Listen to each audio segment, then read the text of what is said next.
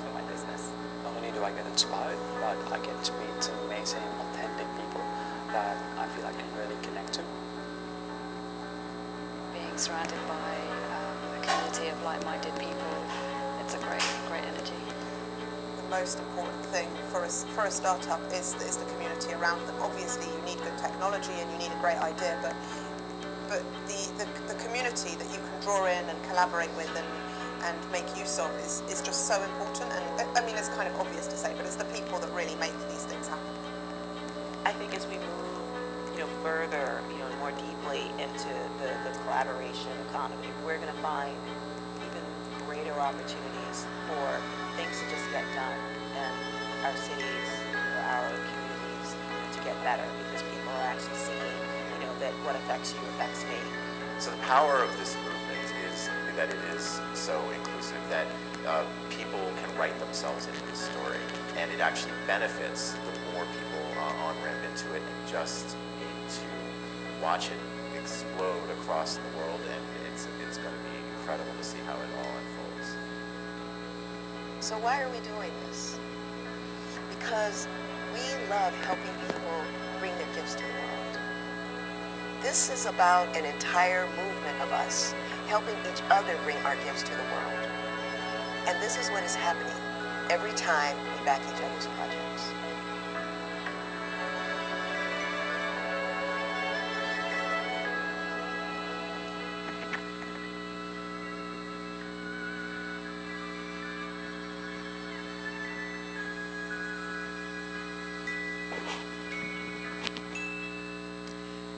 Ladies and gentlemen, sorry you could not serve you popcorn, but I hope you enjoyed the presentation. Thank you very much.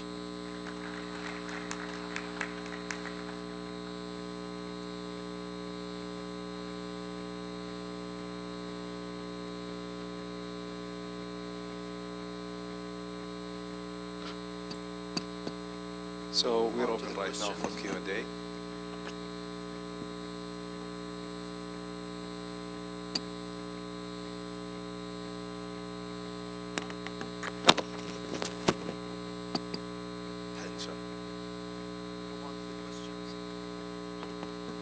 We're open for a couple of questions. So.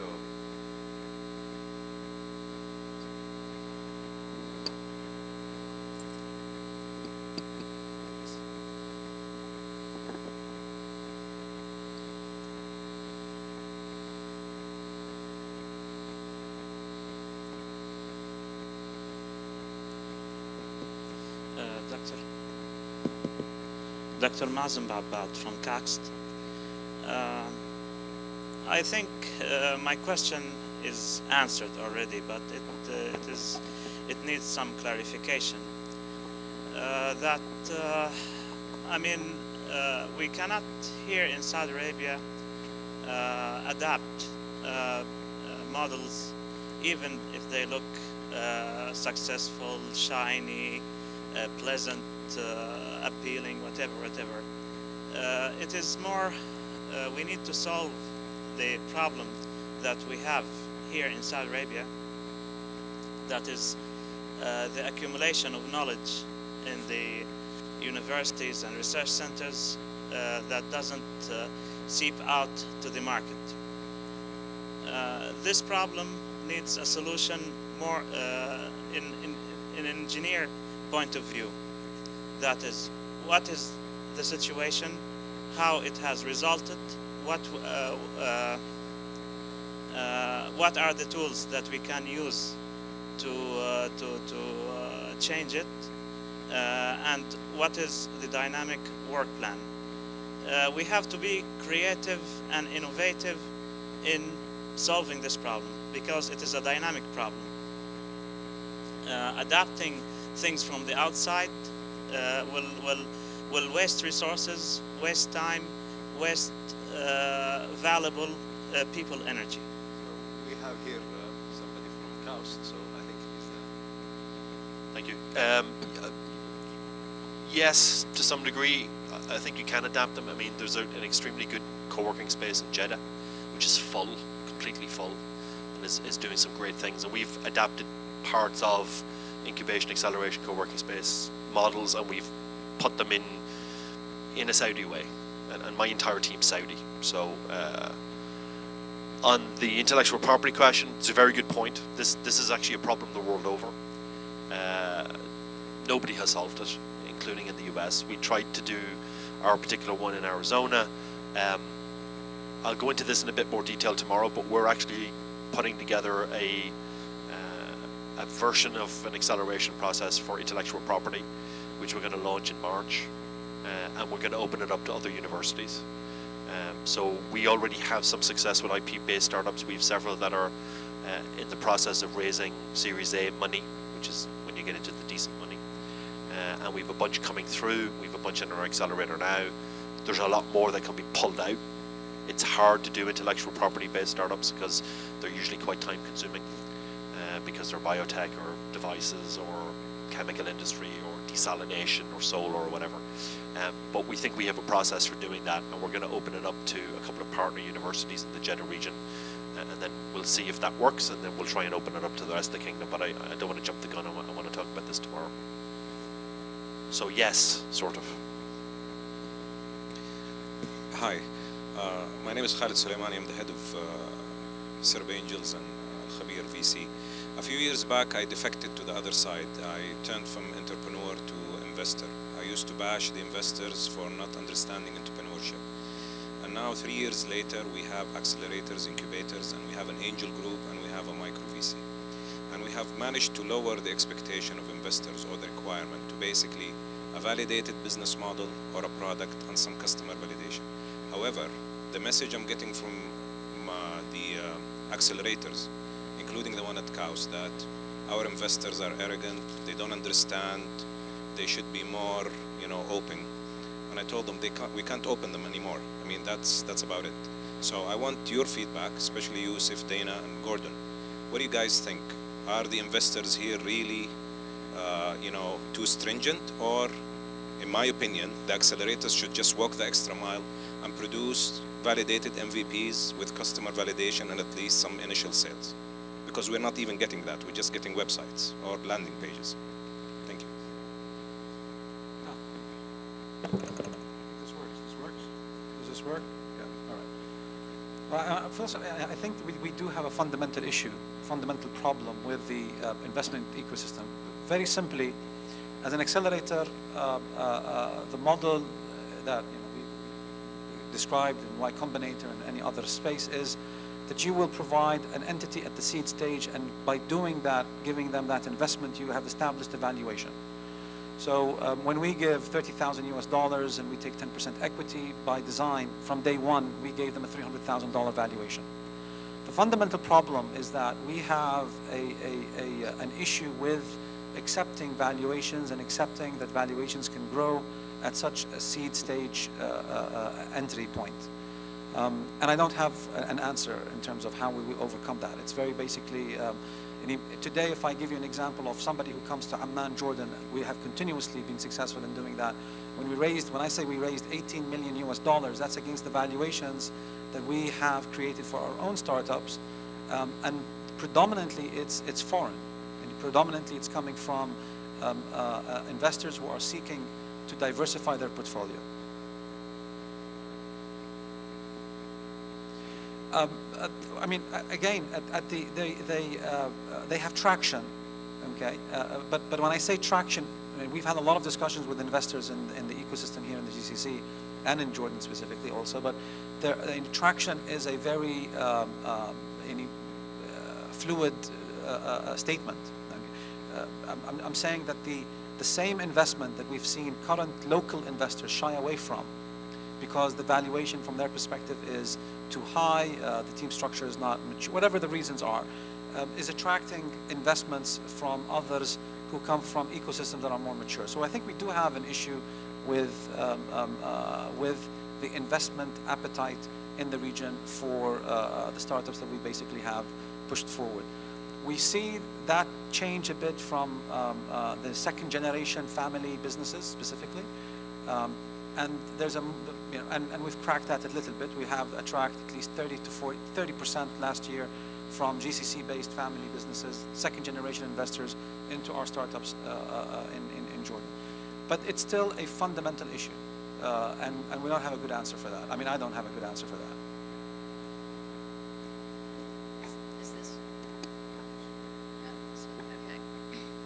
Well, I don't have enough understanding yet of the investment community here in Saudi.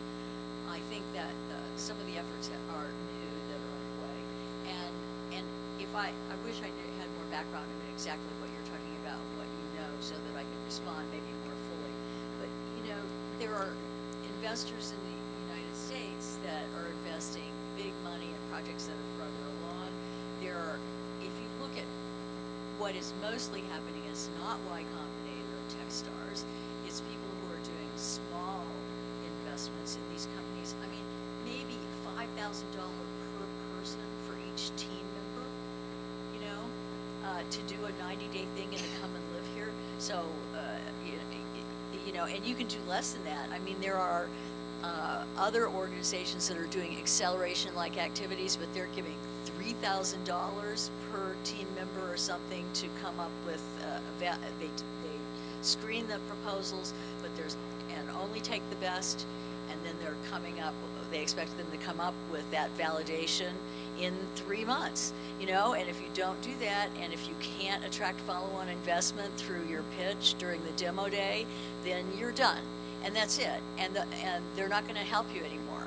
So, and those people, some of the ones that aren't selected for the acceleration program, or those that actually go through the acceleration program, what are they going to do after 90 days? They need someplace to go.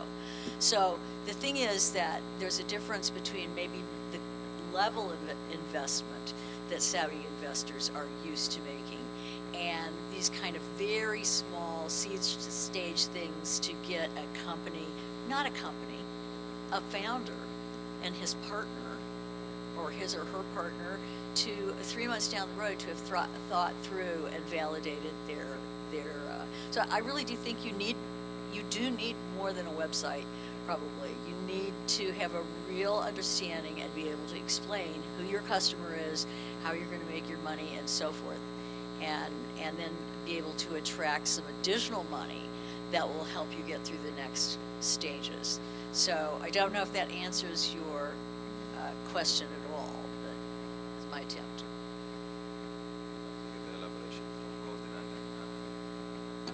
Thanks.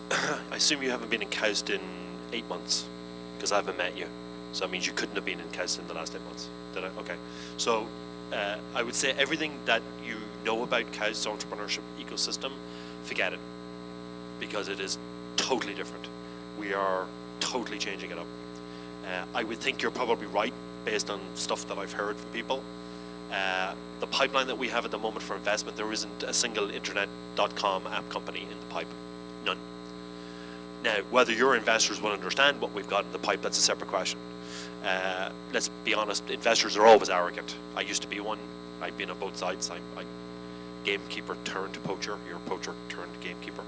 So, and there's always an argument about evaluation, and it's hard to value when there's no ecosystem that you can say, well, what about X, Y? Because again, you can't look at Silicon Valley because it's a weird alien universe that doesn't exist anywhere else. So there's stuff that gets funded in Silicon Valley that are ideas for tens of millions of dollars that wouldn't even get in the door of a VC in Berlin or Dublin or anywhere else. So again, not worth looking at. I think those problems did exist. We are looking at whether convertible notes or convertible debt is legally acceptable in the kingdom, because that is the easiest way to get out of it. The fund we ran in ASU, we just did that because we said that this is the easiest way. We'll argue about this later on. We need to actually get the investment going. So I know my colleagues in the fund, we have a separate fund which is separately managed, are looking at that at the moment. But I think from the university's perspective, it's not internet stuff. Students will create that. We do have that in our accelerator cohort at the moment, but they're nowhere near being able to be brought to you. I think in the past, everything was brought to you guys because you were probably one of the few, you were the only game in town, and I'm not sure the quality level was particularly good, but I think that's different now. I'd like to make a quick comment on the previous question that actually talked about the need to probably look at not adapting but creating afresh from within here. As we see in most startups, again, it varies from industry to industry, but speed is a very highly valued competency versus perfection. And therefore, the need to do it fast versus the need to do it right often has to kind of be a very important consideration. And the experience I would share from our, let's say, own network, which was in Impact Hub, is that we don't import models to various cities. So we're not owned by it's not like a franchise system. It's a very association-based model. So when we look to open a new sort of city or a new sort of area, it's driven by the team, the founding team there. They decide how it all gets structured, right from the way the space looks, the programs it offers, the community it attracts, and so on. So for example, the hub in LA is about socially conscious lifestyles. It's in the backdrop of Hollywood. The one in London has got more of a private-public sector partnership orientation, and so on and so forth. So it keeps varying based on the kind of environment we operate in. And again, just to kind of give you some, I guess, reassurance that when these models that are brought in, not all of them probably are just, you know, plug and play. They actually need a fair bit of not just adaptation, but sometimes even reinvention. But kind of the speed that it affords is often very helpful.